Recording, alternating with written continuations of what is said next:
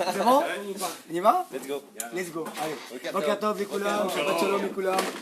On va faire le cours aujourd'hui, Baruch Hashem, pour la réflexion de Rabbi David, Baruch Hashem, mais qui ne sont pas très bien aujourd'hui, Baruch Hashem, ça va aller mieux. Il sera là demain pour Shabbat d'un bon prix.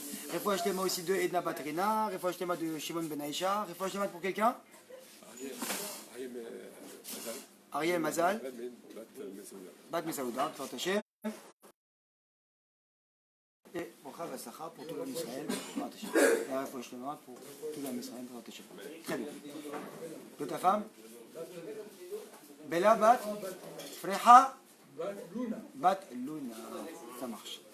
Alors on voit comme ça, Baruch Hashem, Parashat Vayera, que Moshe Rabbeinu, ils viennent devant Paro, on va parler avec eux, que bizarrement, pour notre bien, ça s'est très mal passé. Pourquoi? Pour que Akash Baruch Hu puisse venir se dévoiler aux Égyptiens, aux Bnei Israël en même temps, avec les 10 Makot. On voit que quoi? Ils sont arrivés, Moshe et Aaron, d'accord? Aaron il est arrivé devant Paro, devant toute sa cour.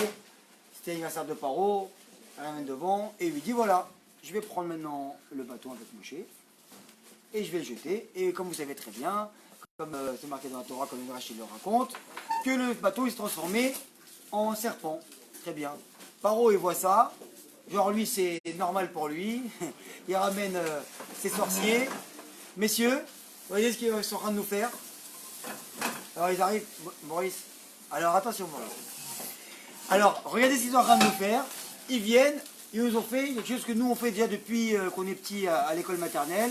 Ils ont transformé un bâton, d'accord, en serpent. Très bien. Ils sont arrivés et ils ont aussi transformé donc leur bâton aussi en serpent. Et on voit de là que quoi? Que le bâton de Moshe, qu'est-ce qu'il a fait? Il a englouti ceux des Égyptiens. Maintenant, c'est pas que c'est le serpent de Moshe qui a englouti le bâton des Égyptiens, parce qu'en vérité, on sait très bien que les Égyptiens, eux, ce qu'ils ont fait, c'est que de l'illusion.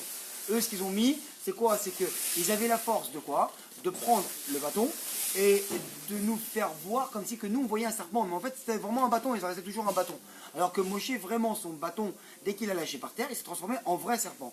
Donc le miracle, en vérité, qui était là-bas, c'est que le bâton, le serpent, donc, qui se transforme en serpent, qui est redevenu bâton, a avalé les autres bâtons des Égyptiens. Donc ça, c'était ça le miracle, là-bas, qui s'est passé. D'accord? Donc qu'est-ce qui s'est passé? Donc les Égyptiens, ils ont vu ça. Ils se sont dit, attends, ok. Mais bizarrement, on voit que Hachem, il a endurci le cœur de Paro. Paro, il a vu ce grand miracle-là devant lui. Il a vu tous les autres miracles, d'accord? La plaie du sang, tous ces plaies qui sont arrivées là, d'accord? Et qu'est-ce qui se passe? Lui, il devait prouver, d'accord? À l'aide d'un miracle, d'accord? Que c'était les envoyés d'Hachem. Moshe Rabbeinu, il est arrivé. Hachem, il lui a dit, vas-y Moshe, prends ton bâton, serpent, tu vas voir, ils vont être tous figés. Et toi, tu vas partir directement, il n'y a pas de problème, tout va bien se passer. Ok, jette le bâton, transforme, il se passe tout ce qui se passe, et tout le monde rigole. Moshe, il dit, attends, il y a un problème. Un problème, c'est... Alors quoi? Alors nous, on voit que quoi? Normalement, la suite logique, ça aurait été que Paro vienne, qu'il ait peur, il dit, allez, vous pouvez partir, il n'y a pas de problème, excusez-moi, j'ai fait une erreur. Très bien. Mais qu'est-ce qui se passe? Mais comme on avait dit qu'il était habitué à la sorcellerie, d'accord? Même si le bâton de Moshe, on a dit qu'il a avalé 2 autres bâtons, très bien. Mais quoi? Et pareil, d'accord, pour la plupart des plaies. C'est exactement à chaque fois qu'il y a eu ça. C'est-à-dire qu'à chaque fois qu'il y avait la plaie du sang, alors Paro il disait oui, mais très bien, mais vu que nous, on peut quand même acheter de l'eau aux Juifs, donc on est sauvé de la plaie du sang. Donc d'une manière ou d'une autre, on est quand même privilégié à chaque chose. Et en fait, à chaque fois, il arrive à trouver l'échappatoire de dire que il lui envoie une réalité en face, qui lui dit maintenant, regarde, il faut que tu fasses sortir les Bnei Israël, et toi, ce que tu fais, c'est quoi? C'est que tu cherches l'échappatoire à chaque fois, à droite, à gauche. Non, mais ça, c'est pas pour moi. Là, s'il m'a dit ça, c'est que c'est pas moi qui devais l'avoir. Et Paro, il continue comme ça. Très bien. Donc Paro et ses sorciers, d'accord, qu'est-ce qu'ils vont faire? Ils vont essayer de rendre le miracle normal. C'est normal, tout ce qui se passe ici, c'est normal. Alors qu'est-ce qu'il y a? Maintenant, tu vois très bien que dans la vie, nous aussi, des fois, malheureusement, quand on est un petit peu objectif, qu'on n'est pas objectif, justement, qu'est-ce qui se passe? On essaie de rendre les miracles normaux. Mais il n'y a qu'une personne qui vient, qui a attendu 10 ans, 12 ans, 14 ans pour avoir un enfant, que quand elle a un enfant, elle dit c'est normal, c'est pas normal. Elle dit c'est un miracle. Mais quand l'autre personne, elle vient, elle se marie, 9 mois après, 10 mois après, enceinte, enfin, elle accouche d'un enfant, pour elle c'est normal, elle a accouché de 12, 14 enfants. C'est normal, elle ne voit plus le miracle. Pourquoi? Parce que c'est une irrégularité. On a pris malheureusement une habitude de ne plus voir que je vois au roux dans tous nos faits et gestes. Pourquoi? Parce que c'est normal. Parce que si maintenant tu as un client, toi tu es en Israël et que tu passes un coup de fil et que tu as réussi à avoir tes 7, tes 8, tes 10 contrats et les signer, et qu'il y a une personne qui vient en dehors de leur France, qui vient, qui te vire 10 000, 20 000, 100 000 shekels, et parce que toi tu as fait quoi? Tu as fait que du vent, j'ai juste parlé, j'ai fait ma doute, et moi j'ai reçu ça. Alors quand on est habitué dans la Shegra de tous les jours, c'est normal. Mais quand maintenant que je vois où il vient, il te dit mais maintenant, vous savez quand vous voulez savoir que c'est pas normal, c'est quand il y a un problème. Moi je me rappelle, j'avais en France, j'avais un restaurant, au Rochem qui marchait très bien. Maintenant le truc qu'il y a c'est quoi? Ça marchait toujours très très bien et tout, donc pour moi c'est normal. Mais il suffit qu'il y avait un jour où on faisait 15, 20 couverts à la place de faire 70, 80 ou 100 couverts. Alors qu'est-ce qui se passe? Quoi? C'est pas... et là on retrouve. Akashbarouk malheureusement est obligé de nous envoyer des fois des petites épreuves, des petites choses pour qu'on vienne et qu'on se dise waouh, là c'est plus normal, c'est Hachem.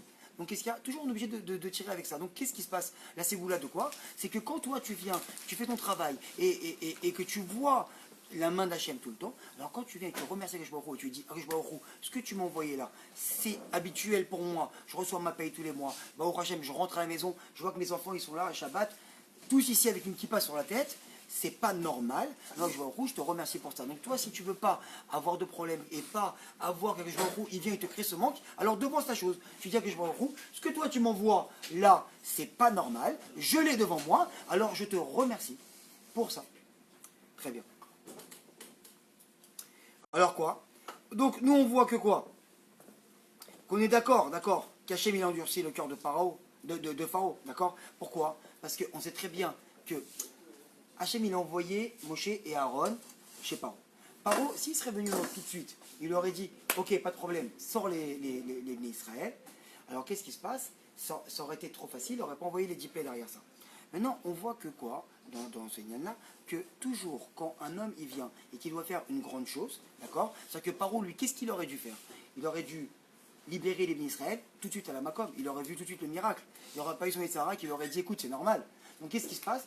Il aurait vu le miracle, il aurait libéré les Israël. Paro, il s'est senti comme quoi? Comme un héros. C'est-à-dire qu'il aurait eu une médaille du héros. Parce que qu'est-ce qu'il y a? Il est venu, les Israël, ils devaient passer 210 ans, 400 ans d'esclavage, ils sont revenus à 210 ans, très bien.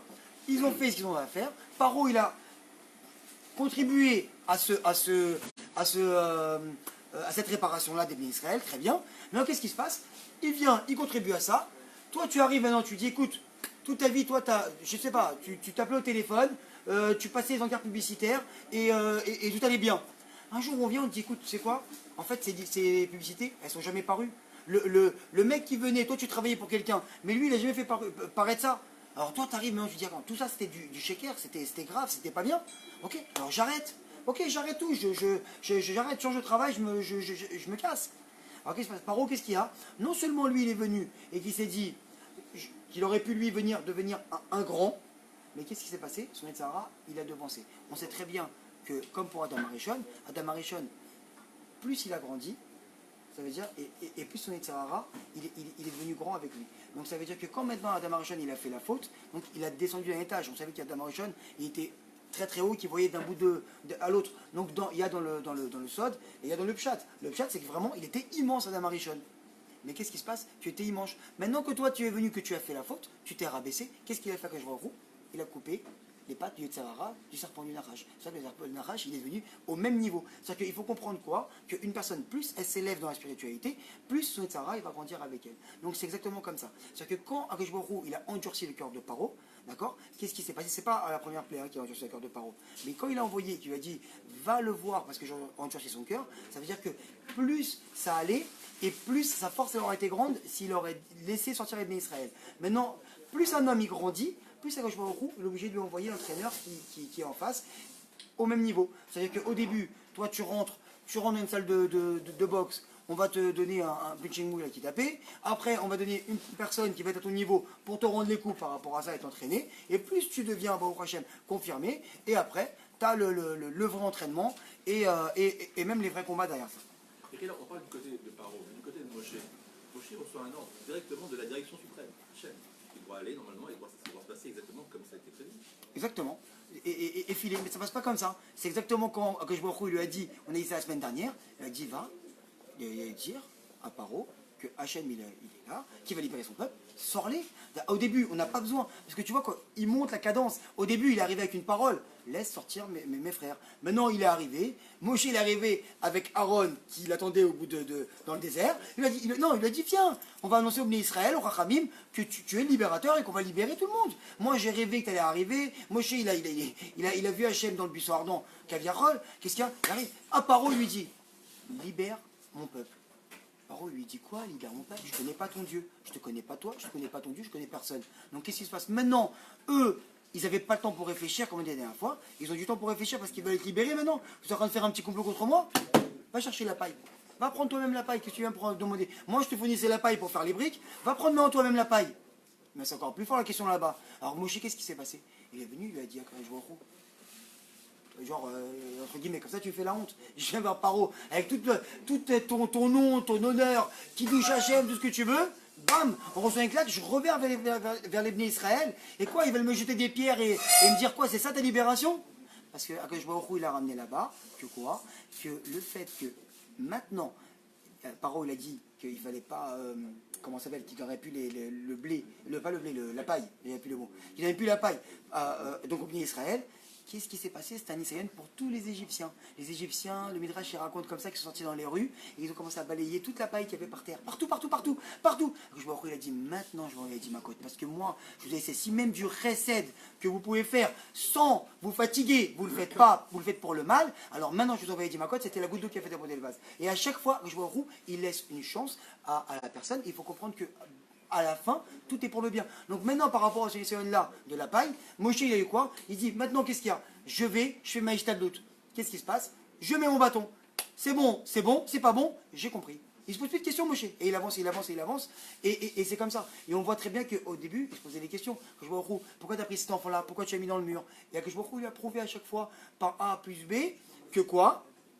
Que tout ce que fait Akadosh Baruch Hu, c'est les Tova à la fin. On ne le voit pas sur le moment, comme on l'a dit tout à l'heure et comme on répète souvent dans les cours, qu'on ne voit pas toujours les bienfaits que Baruch Hu nous fait sur le moment, mais dans la Torah, tu dis, attends, et tu verras à la fin. Tu verras que malheureusement, les Rechaïm, soit ils font Teshuvah, soit ils sont punis. Et tu verras que les Tzadikim, leur salaire qu'ils ont. Même tu ne verras pas dans ce monde-là, tu verras dans le Lamaba. Alors quoi? Maintenant, là, qu'est-ce qui se passe? C'est comme une personne, d'accord, qui va à un concert de musique, d'accord, quand on parlait de là-bas, de venir et prendre une petite chose et se dire on va tout renier, c'est quoi? La personne elle va à un concert de musique classique, d'accord? Lui il aime ça, maintenant il s'assoit, il kiffe, tout le monde, tout l'orchestre il est en train de jouer, et lui maintenant qui a l'oreille fine, il vient et il voit que le deuxième violoniste sur le côté droit, il fait 2 fausses notes. Il vient, il se lève, il fait demi-tour et il se casse. C'est quoi ton problème? Franchement, Beethoven, 0. Vraiment, c'est vraiment un pied de compositeur. J'ai détesté. Attends, mais pourquoi tu remets en cause Beethoven, la musique, le machin? Parce que le violoniste, il est venu et qu'il a fait une fausse note. Tu peux pas venir et dire ça. Donc quoi? C'est que tu vois maintenant que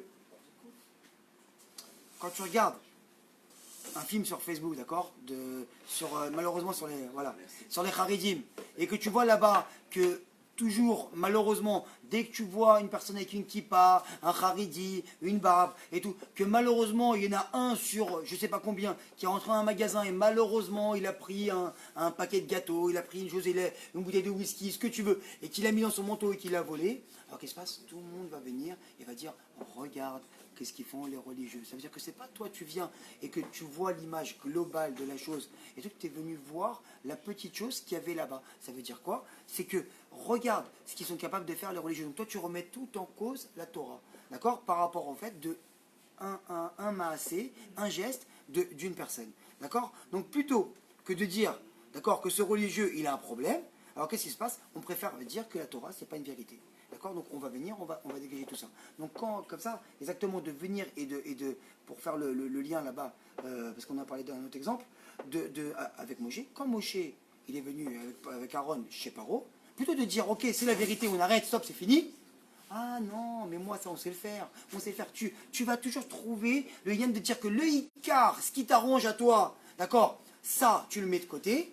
Pourquoi? Pour pas venir, pour pas travailler, pour pas avancer. Et donc qu'est-ce qui se passe? Tu vas voir dans toute la Torah qui est le émet total et complet et le but de la vie de chaque juif, tu vas prendre ce émet là, tu vas dire ouais mais si ce religieux là, il est venu, il a voulu dans un magasin là-bas, c'est pas la peine, moi je ne sers à rien d'étudier, ça sert à rien de prendre la Torah et je mets tout de côté.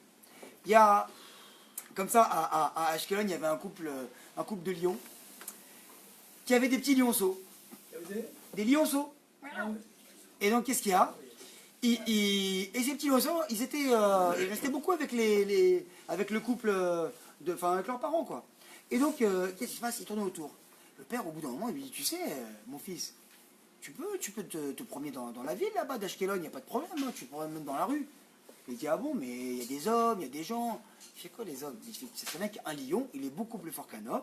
Donc quand toi tu viens et tu te promènes dans la rue, même tu vas voir un homme, tu vas voir qu'il va rien te faire. Pourquoi? Parce qu'il aura peur.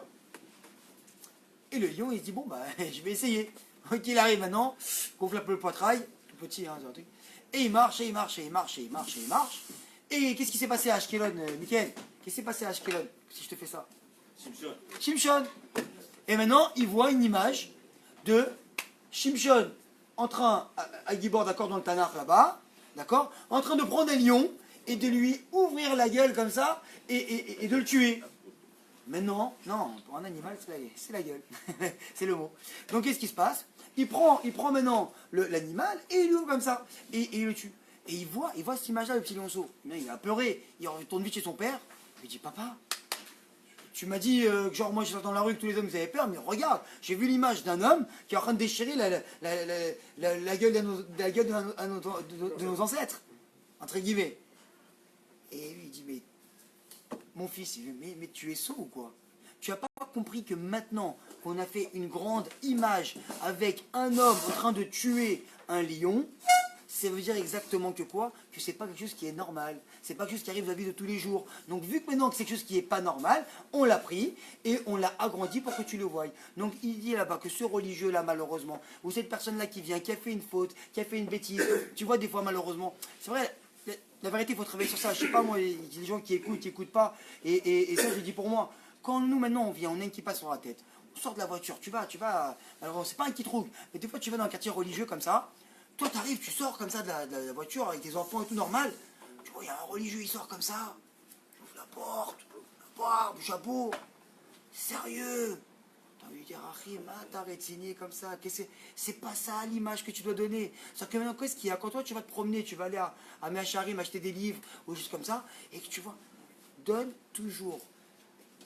Toi qu'est-ce que tu vas voir? Tu vas voir toujours des gens en dehors comme ça. Justement, l'image de la Torah, des religieux. Donc je dis moi à tous les gens qui viennent, qui passent sur la tête, de venir toujours donner une bonne image de nous. Tout le temps. Ça veut dire, comme on donnait la dernière fois cet exemple-là, je vais répéter encore une fois, c'est pas grave, que tu vas au restaurant, elle se trompe sur le plat. Tu as commandé une pizza avec des champignons, tu as une pizza avec des olives.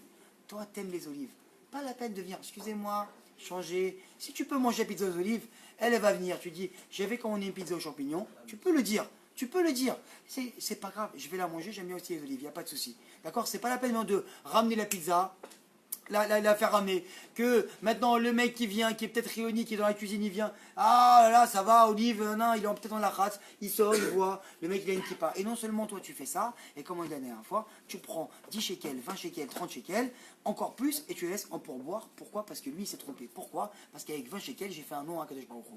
Je suis venu, voilà, bravo, et lui il va venir quoi? Il va dire non seulement, le mec, regarde, lui il sort du lot, pourquoi? Parce que non seulement il va au restaurant, on s'est trompé sur son plat, il aurait pu donner 0 pour boire parce qu'il n'est pas content, non seulement il a pris le plat et il l'a mangé parce qu'il voulait, et qu'est-ce qu'il y a? Et il a donné encore un pourboire plus que tout le monde. Qu'est-ce que tu as fait? Toi tu es sorti du lot. Donc qu'est-ce qui se passe? Tu as fait un nom que je vois au roux avec 20 shekels et avec un petit peu de votre anout. Donc ça c'est tout le inyan de venir de sortir du klal pour venir et faire soit maintenant tu fais un bon nom, ou soit tu laisses la généralité et que toi tu veux faire ton petit chemin parce que toi et Sahara, t'as le shocha de Toé Sahara, t'as le pot de vin de Toé Sahara qui est là et qui te dit ne grandis pas, reste comme tu es, ne change pas ta vie, continue à voler, continue à avancer, il n'y a pas de problème et tout va bien. Très bien. Pas d'accord. Pas d'accord sur quoi? Sur la pizza? Dis-moi, sur la pizza? Ouais. C'est-à-dire, dis-moi. Je suis pas d'accord parce qu'on part d'un principe où d'abord, premièrement, tu payes un service, d'accord, et ça t'est venu toi aussi pour une certaine joie sur un certain produit. Donc, c'est pas comme si tu étais invité ou tu es chez quelqu'un. c'est pas pareil. Même lui, à la limite, c'est pas lui rendre service, parce que lui, quelque part, il a fait une faute. Et au fond, toi-même, tu sais que t'as les boules, quoi. Tu sais, t'as commandé une pizza aux oignons, t'as pas commandé une pizza aux olives. Très bien. Quelque part, T'as raison. T'as raison. Mais tu sais qu'est-ce qu'il y a? La vatranout. je finis, si tu permets. Vas-y, parce que. Non, mais voilà, juste leur dire, c'est pas ce que j'ai commandé. Non, j'ai compris ce que tu veux dire. Mais accepter le changement, quoi. Très bien, j'ai compris ce que tu veux dire. Mais tu as raison. Et moi, je te dis qu'on la cavote. Mais c'est quoi le problème de la vatranout? La vatranout, c'est quand tu as quelque chose à vendre. Si tu as il n'y a pas de vatranout. Quand tu viens dans un restaurant et tu dis, papa, j'ai raison. Quand tu rentres à la maison, que toi, tu as tout fait nickel. Et que ta femme, elle te dit, franchement, la vérité, tu es rentré à ce heure-là, tu as fait ça, tu as fait ça. Tu lui dis, mais moi, j'ai commandé une pizza aux champignons. Moi, je suis rentré à l'heure. Moi, j'ai fait mon travail. Moi, j'ai ramené ma paye. Moi, j'ai ramené ça. Moi. Attends. Alors, qu'est-ce qui se passe? Tu as raison. Maintenant, à Roux, qu'est-ce qui se passe? Il te dit, il y a une chose que tu n'as pas compris, pas toi, hein, dans toute ta vie, c'est que la réalité qui est en face de toi, elle est complètement adaptée à toi au millimètre près. Il te dit quoi? Donc, qu'est-ce qui se passe? Si tu vas au restaurant et que tu as commandé une pizza aux champignons et que toi, tu as reçu une pizza aux olives, d'accord, tu as le droit de la changer. Et que il dit, il n'y a pas de problème. Mais il t'a donné une occasion de grandir. Ça veut dire quoi? Il n'y a personne qui t'a amené la pizza aux olives à la place des champignons. Il n'y a que les Roux.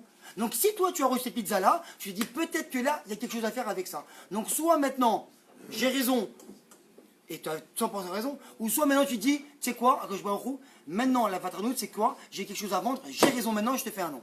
Pas de problème. Maintenant, il y avait un rave, j'ai plus le nom. Pas de souci, tu peux pas être d'accord. La Torah, elle dit pas ça. 1000 shekels, d'accord? Ok, je te les vends, il y a 980. Très bien. C'est pas grave. Non, c'est grave. Moi, je te dis, c'est pas grave. Moi, Si toi, tu le moi, non. moi, c'est du rébit. Non, t'as pas compris. Si toi tu viens, je te prête 1000 shekels, mais d'accord, tu me rends 900, tu me dis écoute, j'ai pas assez, moi dans mon droit à moi, je te dis baba, je t'ai prêté 1000 shekels, donne-moi 1000 shekels. J'ai raison? J'ai raison? J'ai raison. Attends. Je te donne 900 pour ça que je te donne les 1000. C'est ça que je suis en train de te dire. Non, c'est. Pour la pizza. Tu prends le même Non, pour la pizza. non, ne fais pas un contre-exemple. Je te dis juste comme ça. Toi tu viens, je t'ai prêté 1000, j'ai raison, tu dois me rendre 1000. Toi tu dis écoute, je me suis trompé, je te donne 900. Je te dis laisse tomber, j'en veux pas. J'ai raison? D'accord, c'est moi qui choisis. C'est le client qui choisit de dire est-ce qu'il a raison ou il n'a pas raison.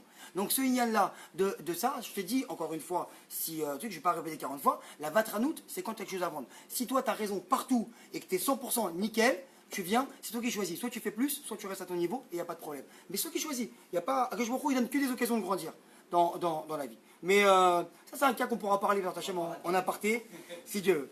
Ça marche. Donc quoi? Donc c'est exactement, d'accord, donc comme on a vu là-bas, avec le cas du religieux qui avait fait quelque chose. Très bien, qui a évolué. Et tout cela provient de quoi, d'accord? Du fait que ces personnes-là, d'accord, comme Paro, qu'est-ce qu'ils ont fait? Ils ont rejeté l'existence, d'accord, d'une force supérieure, d'accord, et ils disent maintenant, moi, ça ne m'intéresse pas. Pourquoi? Parce que Paro, il voulait pas voir la vérité qui était en face de lui, d'accord? Parce que il aurait dû changer son mode de vie. Comment il va faire maintenant? Il faut qu'il libère tous les bénis Israël. Allez, partez. Qu'est-ce qu'il y a? Tu prends une claque, Paro. Alors, qu'est-ce qu'il y a maintenant? Parce que moi, d'accord, si je crois qu'il y a une force qui gère ce monde, et que maintenant on t'a prouvé, on t'a dit que il est là, et il y a une force qui gère ce monde. Alors, qu'est-ce qui se passe? Je ne pourrais plus aller draguer la secrétaire. Parce que ça ne m'intéresse plus maintenant. Parce que je sais que maintenant que je vais être puni. Mais ça ne m'intéresse pas parce que moi je vais draguer la secrétaire. Donc laisse tomber, je ne connais pas ton Dieu. Laisse tomber, je ne connais pas tes miracles. Moi j'ai eu 4 enfants, j'ai eu 5 enfants. C'est pas un miracle, c'est les choses de la vie qui arrivent normalement. Parce que pourquoi un homme qui va avec une femme, il a un enfant et c'est comme ça. Très bien. Alors si maintenant je vais me voiler la face sur tous les miracles que je vois il fait, pourquoi? Parce que derrière tu as un chorad. Parce que derrière tu veux draguer la secrétaire. Parce que toi tu veux pas arrêter tes arnaques au téléphone. Parce que ça t'arrange. Parce que tu prends 70 000 shekels par mois. Parce que c'est avec 3 coups de téléphone, tu vas pas aller maintenant aller peindre des maisons ou aller fabriquer des gâteaux ou des choses comme ça parce que c'est plus rentable, d'accord? Donc chacun il a son petit lot, son petit bagage avec lui. On a eu ce qu'on méritait en fait. Hein? On a eu ce qu'on méritait. On a eu ce qu'on méritait, exactement. Donc quoi? Donc une des barrières à la teshuva, d'accord? C'est quoi? C'est simplement la remise en cause. Toute la barrière qu'on a de ne pas faire teshuva, c'est si chacun il vient chercher au fin fond de lui, ah bah c'est vrai que c'est pas très plaisir ce que je dis là, c'est pas des choses que la Torah elle est belle, la Torah, c'est des choses qu'on travaille sur soi. C'est-à-dire que si maintenant un homme il n'est pas capable de venir et de se remettre en cause sur chaque chose, sur chaque réalité qu'il voit devant lui, d'accord? Alors qu'est-ce qui se passe? C'est que c'est un barrière à teshuva et on peut pas avancer comme ça sans venir, d'accord? Donc là, on avait dit quoi? Que, comme on dit maintenant, que la qualité qu'il faut le plus travailler, chez nous, chez un homme, travailler ses midot, travailler quoi? La remise en cause. D'accord? Et c'est pas quelque chose qui est facile. C'est beaucoup plus facile de s'asseoir sur un canapé, de mettre un bon film Baruch Hashem, et rester la soirée, que venir, passer la soirée avec sa femme, discuter et lui demander, chérie, qu'est-ce que tu penses que j'ai à réparer chez moi? Si tu veux savoir vraiment le shoresh de toi, est-ce que toi, tu as quelque chose à réparer, c'est pas même d'aller voir ton pote avec qui tu vis tous les jours, ou un ami avec qui tu sors boire un verre de temps en temps, tu vas voir ta femme, et tu lui dis, chérie, est-ce que j'ai des choses à réparer chez moi? Si tu penses que j'ai des choses à réparer chez moi, dis-le moi s'il te plaît. Et là-bas, tu vas savoir les vraies vérités que je vois au coup, il veut te dire. D'accord? Gars, tout le monde sait, d'accord, qu'il y a des causes, d'accord? Ça, on le sait qu'il y a des causes. Quand il y a une histoire et quelque chose, il y a des causes, d'accord? Mais quand la cause du problème, c'est moi, parce que des fois, malheureusement et souvent, c'est nous la cause du problème, d'accord? Eh ben, c'est beaucoup plus difficile d'être objectif. Pourquoi? Parce qu'on a malheureusement un bel ego qui est comme ça. On ne veut pas nous se remettre en cause parce que nous, l'homme, les rabbins disent que l'homme, ce que l'homme aime le plus, c'est lui-même, d'accord? Donc c'est un peu plus difficile. Sauf que c'est beaucoup plus facile d'aller voir les défauts que les autres ont que nous-mêmes. Pourquoi? Parce qu'en fait, on est très proche de nous. Donc quand on est proche de nous, si je te dis, Hacher, est-ce que tu sais lire? Tu vas me dire oui. Alors tiens, lis-moi. Tu vas dire, bah, recule. Alors tu peux te voir seulement quand tu prends du recul sur toi. Parce que sinon maintenant quand tu viens toi et que tu ne veux pas te remettre en cause, pourquoi? Parce qu'on est trop proche de nous, malheureusement un peu trop de gava, un peu trop d'ego, et qu'est-ce qu'il y a? C'est dur, c'est dur. Mais c'est ça. Parce que être croyant, c'est pas seulement faire la Torah et les mitzvot. La Torah et les mitzvot, c'est le Icar, c'est la base. C'est normal, c'est le SMIC. C'est le SMIC déjà du juif. Tu viens, tu fais Torah et mitzvot, c'est... Akadosh Baruch Hu, il dit Kol HaKavod, c'est super, je suis content. Tu viens de loin, tu fais ton premier Shabbat, Akadosh Baruch Hu, il est en train de danser, Baruch Hashem. Mais sinon, maintenant, tu viens, que tu avances tous les jours, et que tu fais Torah et mitzvot, au bout d'un moment, il va te dire, mon petit chéri, écoute, là, tu es au SMIC, c'est très bien, il faut monter un peu les objectifs. Alors quoi? Alors, comme on a dit tout à l'heure, je l'ai marqué ici, c'est d'accepter quoi? Que la réalité qui est en face de moi, à chaque seconde, elle est adaptée à 100% à moi. D'accord? C'est quoi? C'est que toi, maintenant, tu viens, tu rentres du travail, tu veux t'asseoir sur ton canapé, et juste, tu te connais quand tu rentres, Mickaël, tu sais quand tu rentres à la maison, et tu sais, tu es fatigué. Tu te mets comme ça, écoute-moi, et tu te mets, et juste, tu fais ça là, comme ça, tu fais, ah! Et t'entends, chérie, quoi? Sors-moi les poubelles, s'il te plaît. Et là, tu te dis quoi? Attends, juste à ce moment-là, j'étais debout, je suis rentré, j'ai ouvert la porte, j'ai été au petit coin, j'ai été là, j'ai fait tout. Juste, attends, juste là. Pourquoi? Parce que je vois au roux, il t'a fait un petit rendez-vous entre ton confortable, le mec soit confortable, et ta femme qui vient et te dit, chérie, sors-moi les poubelles. D'accord? Donc si toi, tu comprends que la réalité, elle est en face de toi, et que c'est pas ta femme, mais c'est que je vois au roux qui t'a donné ça, parce qu'il n'y a rien qui est validé en ce monde-là, sans que je vois au roux, il donne le tampon. Alors soit tu dis, écoute, j'ai eu ma journée de travail, je suis en accord, j'ai bien travaillé aujourd'hui, j'ai fait mon quota de contrat, je t'ai dit bonjour, je t'ai fait un sourire, je suis carré, moi j'ai fait mon travail. Mais maintenant là, c'est en plus que tu me demandes, non je peux pas. Alors que je vois Rouge, tu as une occasion maintenant de grandir, de travailler ou pas de travailler. Dans les choses de la vie simple, on n'est pas obligé de partir ici avec le bâton, le serpent. Nous, que je vois Rouge, ils viennent dans des familles simples, on est des gens simples de tous les jours. Mais un homme, comme on le sait, qui c'est qui va venir et qui va être à 120 ans les témoins de tout ce qu'il fait? C'est les murs de sa maison. Que je vois Roux, il dit c'est à la maison, chez toi, que je veux voir qui tu es, toi. C'est à l'intérieur, moi je sens ton cœur, et toi, t'es qui? C'est à la maison, chez toi. Très bien. Donc maintenant, si elle veut me parler, ma femme, parce qu'elle a besoin d'un peu de réconfort, parce qu'il y a un petit problème, parce qu'il y a eu quelque chose n'importe quoi à son travail, et qu'elle m'appelle, et elle m'appelle juste au meilleur moment, c'est quel meilleur moment? D'accord? Au moment où je vais venir valider un gros contrat que j'attends depuis 2 mois avec un client. Et juste maintenant, elle va m'appeler. Pourquoi? C'est qui alors? C'est soit j'ai sonné, je l'ai mis de côté, soit chérie, j'ai pas le temps de te parler, hop, je raccroche, ou soit, excusez-moi, Mérila, je peux vous donner 3 minutes, il y a ma femme qui m'attend, et tu vas, tu parles 2 minutes avec ta femme, tu fais écoute, je suis vraiment en contrat, je suis pressé, je ne peux pas trop te parler, qu'est-ce qui se passe? Elle te parle, tu laisses de déverser un petit peu, tu donnes un petit peu attention, elle a eu ce qu'elle voulait. Tu rapproches et là tu auras la bracha de ta femme pour signer ton contrat. Mais le truc qu'il y a, c'est quoi? C'est que le rabbi, il venait et il disait voilà, Rabbi Milubavitch, on lui disait voilà, il y a des choses qu'il va falloir enlever dans votre journée parce qu'il y a trop de rendez-vous. Il dit écoutez, je vais être mévataire sur tout, sauf au verre de thé que je prends avec ma femme à 4 heures. C'est ça qui était pas le tout, cette Torah, le Zikouya Rabim, tout, mais pas au verre de thé que je prends avec ma femme à 4 heures. Celui-là, on a une demi-heure tous les jours avec quoi je discute avec ma femme et j'ai pas de temps pour ma femme. Mais ce temps-là, je le prends chaque jour une demi-heure. D'accord?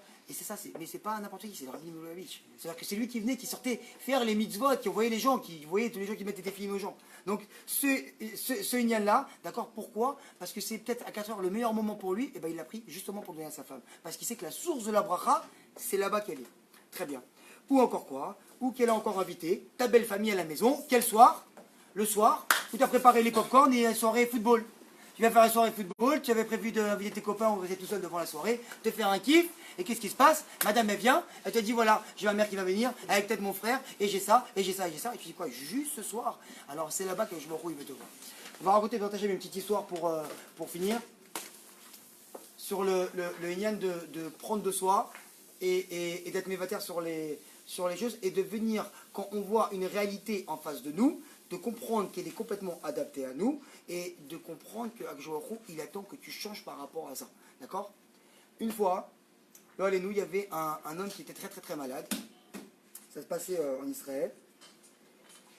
Et il avait une fille qui avait dans les alentours de 13-14 ans et donc sa femme. Et le docteur, il appelle la fille et donc la femme du monsieur. Il lui dit voilà, aujourd'hui, ça va être, il lui a dit en hébreu, Zeyom Aharon Shelo. C'est-à-dire quoi? C'est sa dernière journée. Il est très malade en phase finale. Et maintenant, ils ne savent plus quoi faire. Maintenant, sa femme et sa fille elles rentrent dans un état de panique, de pleurs. Et elles commencent à rentrer dans un yaouj de tristesse. Et tout d'un coup, il y a une amie de sa femme qui vient et qui lui parle et qui lui dit écoute, t'es parti voir des tzadikim, des rabbanim, t'es parti voir quelqu'un.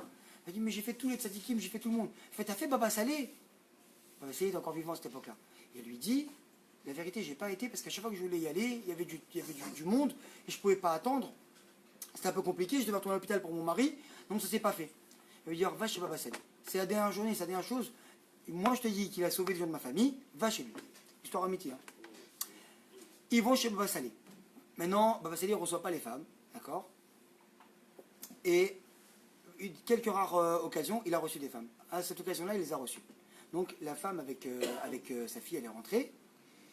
Et elle vient Baba Salé, elle lui explique l'histoire, d'accord? Baba Salé, comme vous savez très bien, il était chômeur et naïm, même quand il recevait des femmes. Moi, au prochain, j'ai eu des gens de ma famille qui étaient très très très proches de Baba Salé, tous les Marocains, genre, tu sais. et donc quoi? Quand Baba Salé recevait des femmes, moi, ma grand-mère, au prochain, elle toquait la porte de Baba Salé, enfin, chez Baba Salé, elle a toqué, et elle ouvrait la porte sans attendre qu'on lui dise d'entrer. Donc qu'est-ce qui se passe? Quand Baba Salé, il voyait des femmes, il était toujours dans sa chambre, dans son bureau là-bas. Et quand il attendait pour recevoir des gens, quand il voyait des femmes même qui parlaient avec elle, toujours il baissait les yeux, tout ça. Quand il leur parlait sans les voir. Très bien. Elles ont expliqué toute l'histoire. Et on lui dit, voilà, le médecin est venu et il nous a dit, Zeyom Aharon Shelo. Ça veut dire quoi? C'est la dernière journée de mon mari. Baba Salé a entendu ça. Il a baissé la tête et il les a laissés maintenant pendant 3-4 minutes. Mais maintenant, quand on est en face de Baba Salé pendant 3-4 minutes de silence, on dirait qu'on est devant lui pendant 3 heures, quoi. Et genre, elles se regardent, elles ne savent pas quoi faire. Non, c'est des femmes qui étaient loin, c'était pas religieuses du tout. Donc, qu'est-ce qu'il y a? Il s'est endormi, il a fait quoi? Et d'un coup, il lève la tête comme ça. Et il leur dit, vous allez partir dans le magasin là-bas. Vous allez prendre des foulards, des jupes longues, des chemises longues. Et vous allez prendre sur vous la tsniout. La femme, elle fait tsniout? C'est-à-dire quoi? Il faut s'habiller? Il lui dit, ouais, il faut s'habiller de tsniout. Il lui dit, mais attendez, on a pris déjà Netilat Yadayim sur nous. On a pris déjà de faire un Shariat Sar quand on sort des toilettes.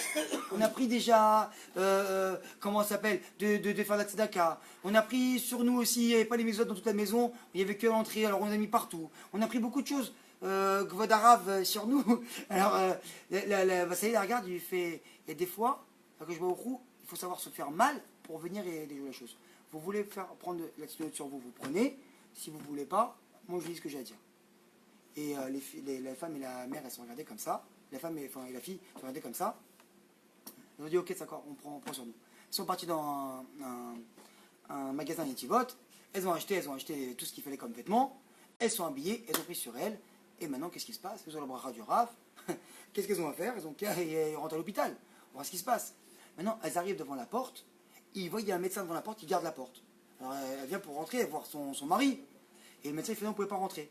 Et tout d'un coup, il voyait comme ça des médecins qui rentrent dans la chambre, des médecins et des médecins encore et tout. Elle commence à paniquer. Il lui dit, mais qu'est-ce qu'il y a? Non, restez dehors et tout. Et genre, ça a commencé un petit peu, enfin, le ton a commencé à monter. Et la femme, elle commence à crier un peu. Et maintenant, ils se disent, voilà, il est arrivé, là, nous, la catastrophe. Alors, qu'est-ce qu'il y a? Elle commence à hurler, en pleurs et tout ça. Jusqu'à quelques minutes après que le médecin, il vienne, il ouvre la porte. Et elle arrive à voir comme ça, et elle voit son mari debout, habillé. Et elle regarde. Elle dit quoi? Non, elle est étonnée parce qu'elle voit son mari debout habillé. Et lui, maintenant, il vient, il voit deux grands-mères devant lui. Genre, quoi, je vous ai laissé, genre, brushing, machin et tout. Là, vous arrivez, genre, truc. Il se dit, putain, c'est qui, c'est quoi? Il voit sa fille. Il dit, mais Sandra, tu fais quoi, là? Et elle regarde, elle fait, papa, bah, genre, et qu'est-ce qui se passe? Elle dit, mais qu'est-ce qu'il y a eu? Alors, les médecins, ils viennent. Alors, ils expliquent, ils disent, bah écoutez, on n'a pas compris. Là, les nous, ils devaient partir demain. Et qu'est-ce qui se passe? C'est que on est rentré dans la chambre pour faire les dernières dicotes et voir qu'est-ce qu'il y a, enfin, voir son état. Et on l'a trouvé, debout, en train de s'habiller, normal. Genre, je rentre chez moi.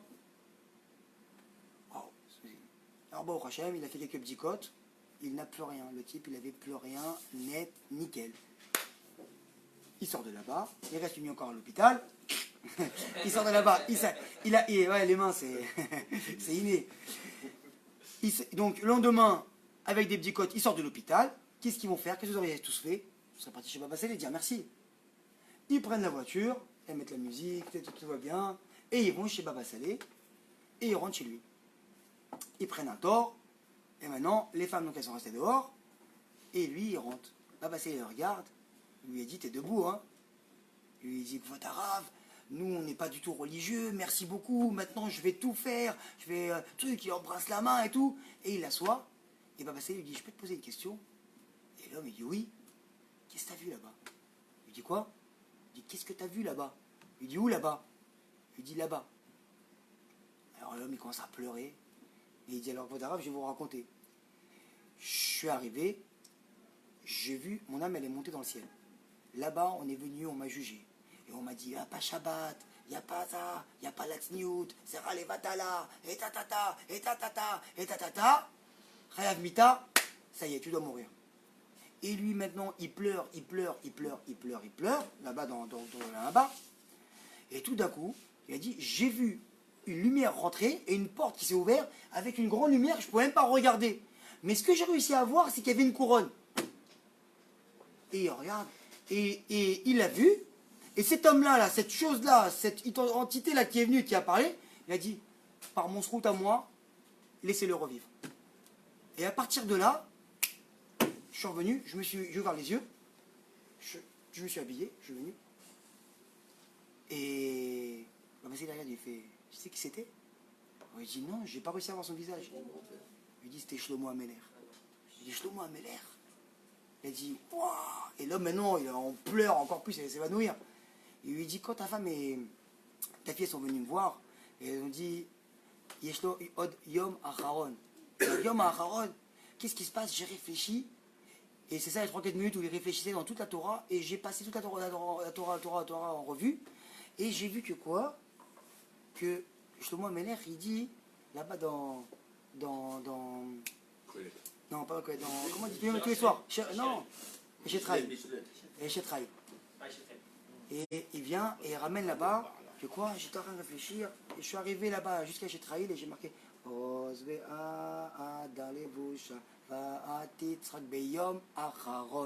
et quand j'ai vu Yom Acharon, qu'est-ce qui se passe? Yitzhak, qu'est-ce qu'il dit? Qu'est-ce qui se passe? Alors qu'est-ce qu'il y a maintenant? Ouais, c'est le côté marocain qui ressort. Alors qu'est-ce qui se passe? Quand j'ai vu maintenant qu'il y a marqué Yom Acharon, je suis monté là-bas dans les cieux. Et je suis venu et j'ai dit à Shlomo Ameler, comme toi t'es venu, t'as dit qu'ils vont rigoler à la fin de leur dernier jour, alors toi tu vas prendre cet homme-là, tu vas le faire rigoler. Pourquoi? Les bouches c'est un vêtement. Maintenant que par le srout du vêtement que eux ils vont faire tsniout, toi tu vas venir et tu vas le faire rigoler le dernier jour qui devait être aujourd'hui, Bezrat Hashem. Et maintenant c'est pour ça que cet homme-là il est venu et qui a été frappé. Voilà. Shabbat Shalom.